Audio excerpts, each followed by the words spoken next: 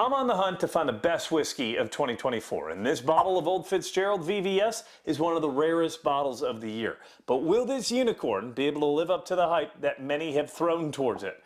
Well, in this video, I'm going to taste this bourbon and put it to the test on my 10-point rating scale, which I like to call the lightning counter.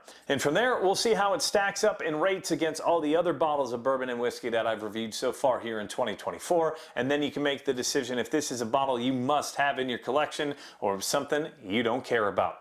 Welcome in, everybody. Thanks for clicking on the video. My name is Brandon Spinner, and you have stormed yourself into the Whiskey Weather YouTube channel, where it is always whiskey weather. Before we move any further, I do want to ask you, what's your favorite bottle so far of 2024? Make sure to drop that in the comments section below, and don't forget to smash that like button if you're a bourbon or whiskey enthusiast. Now, you see a lot of bottles of bourbon and whiskey on the table in front of me. That's because between now and the end of the year, my goal is to rate and review each and every one of them. I only have a couple of weeks to do it, so you can expect a lot of videos here between now and the end of 2024. And you're not going to want to miss out, so don't forget to hit that subscribe button below so you don't miss out and you get notifications of my next upcoming reviews here over the next couple of weeks. So without further ado, let's jump right into the review of this Old Fitzgerald 2024 VVS. This Old Fitzgerald VVS 13-year-old bottle and bond is a commemoration of the 25th anniversary of when Heaven Hill acquired the Bernheim distillery, which is DSP #1. That means it was the first licensed distillery in the state of Kentucky. That was back in 1999, and along with the acquiring of the distillery came the brand Old Fitzgerald. Now, this was all because there was a catastrophic fire to the old Heaven Hill distillery back in November of 1996. So they had Jim Beam do some contract distilling for them. I believe Brown-Forman did that in the late 1990s as well. But early in 1996, I believe it was in April, they acquired the Bernheim distillery, and the whiskey that we see inside this bottle was actually laid down and put in the barrels in September of 1999. Now, it's a 13-year-old bourbon, and it was distilled in 1999. The math doesn't add up right at all, right? You're thinking 25 years, this is 13, why isn't this a 25-year-old bourbon? Because in early 2013, the folks over at Heaven Hill, they said the whiskey in these barrels are exceptional, and they really didn't want to do any more aging from there. So what they did, they put it into a holding tank or a vat for it to sit for a special occasion, and here we are. The 25th anniversary. That is why this is the VVS of this year, which stands for very, very special. Now, the whiskey inside here, of course, it is a bottle and bond bourbon. That means it has to be at least 4 years, but we know the particulars, already 13. And of course, because it is a bottle and bond, it has to come in at exactly 100 proof. On the bottle, it always tells you the DSP of where it was at. This is DSP 1, which was the Bernheim distillery, as well as DSP 31, which was Heaven Hill's DSP number. And of course, as I mentioned, this comes from the season of September of 1999. Now, this is a very special occasion, and the number 13 actually is pretty special for Heaven Hill as well, which is why they're going with the 13-year.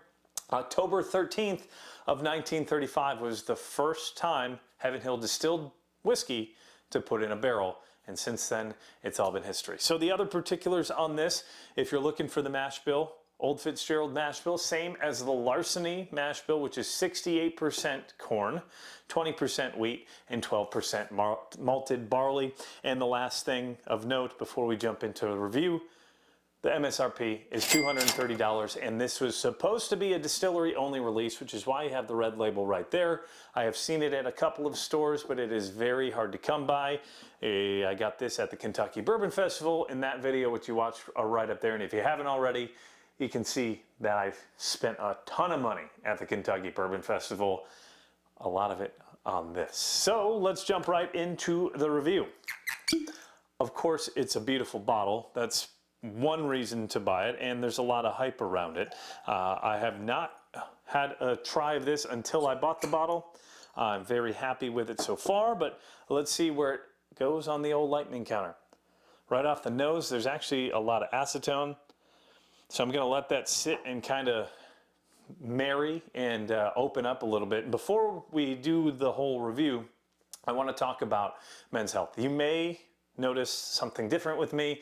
If you've watched some of my previous videos, that's because we're now in the month of November and I have shaved my beard off. Now we're a couple days in. It's taken me a few more days to record this video, But I am doing this for men's health because it is No Shave November. Now, I'm a TV meteorologist. I'm doing this to try to raise money, but also raise awareness for men's mental and physical health.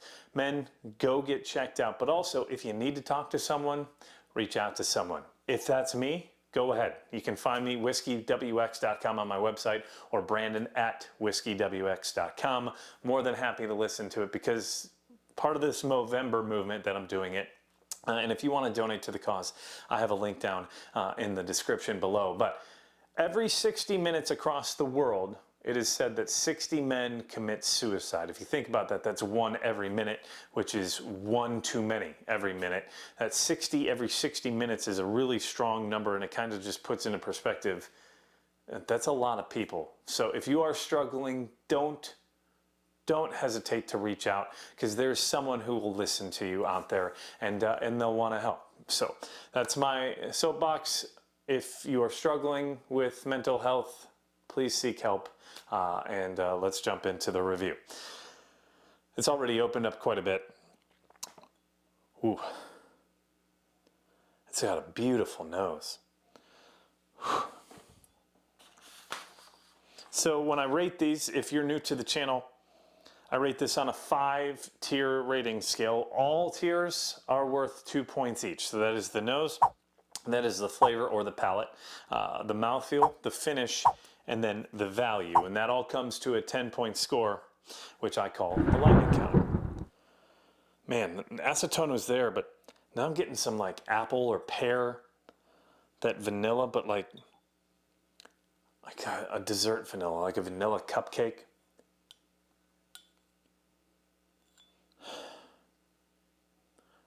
Brown sugars,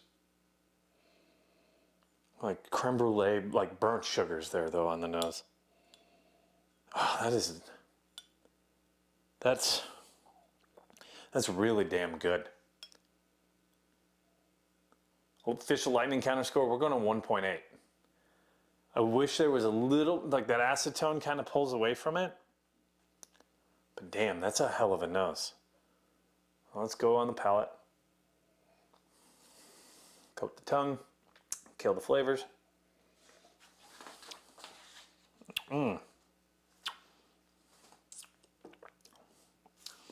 First thing I get, I gotta sound weird. You ever have a kiddie cocktail growing up, like with grenadine, and I think it's Sprite? There's like that cherry grenadine flavor right away, but then it goes away.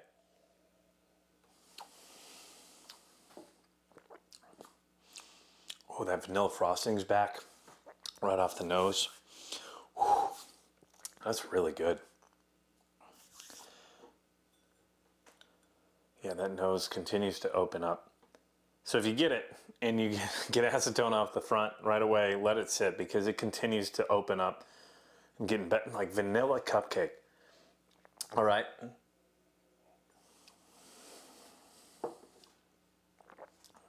The oak is definitely present. 13 years in the cask. Honey, and even like a raspberry tart, like those I think they're Polish tarts that you get around the holidays. Has a little bit of that. Oh, doctor.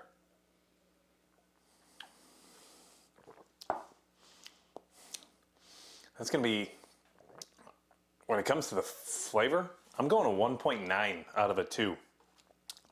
That is one of the most delicious pours I've had this year.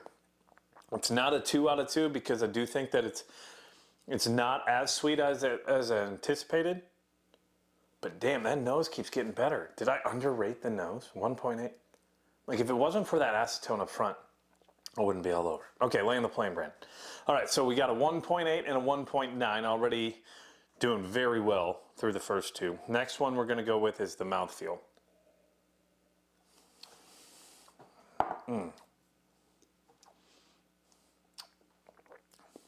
It's oily, it's buttery. There's a lot of legs. I don't know if you can get that on the Glen, but it coats the mouth perfectly. When Heaven Hill said this was exceptional, I see what they're saying. Damn, I'm a Heaven Hill fanboy, and Old Fitz is one of my favorite all time. I've got a couple of them up there, the 8 and the 19 and a 10 year. But this might be the best of the 4 that I have. The mouthfeel, we're going to go with a 1.8. 1.8, 1.9, 1.8 so far. We're crushing it. And the finish,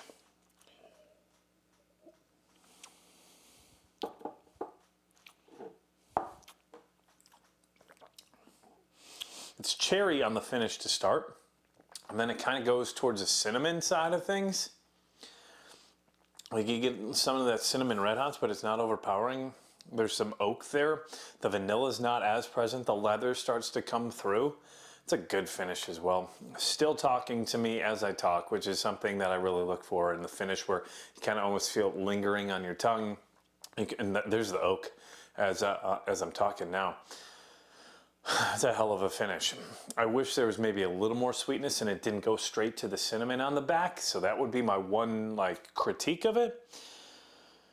We're going to go with the 1.8 as well. So 1.8, 1.9, 1.8, 1.8, nearly perfect. So then it comes to the value, right? So $230. The question is this bottle worth $230? When we're looking at the value back in the day, especially with Heaven Hill, they used to mark their old Fitzgerald decanter bottles about $10 per year. So the 8-year was around $8 or $80. The 10-year was around $100. The 13-year back a couple years ago was around $130. Yes, I think that this is worth $230. It's a 13-year-old bourbon, but it's from 1999. It's a commemoration bottle. Some people say the bottle itself is just worth the money just because of how beautiful it is. And if you don't like the whiskey, take the labels off and you've got your own decanter. I don't know if I'd say it's a $230 decanter, but it's a beautiful bottle. The value there, I'm going to also go, now, we're judging this on the $230 price tag, right? It's a great whiskey. This is, if not an amazing whiskey, right? This is close to the Hall of Fame tier on my scale. But I'm never going to rate something that is over $200 as a high value. But it's high enough that I was able to grab 2 of them at the Kentucky Bourbon Fest, and I did.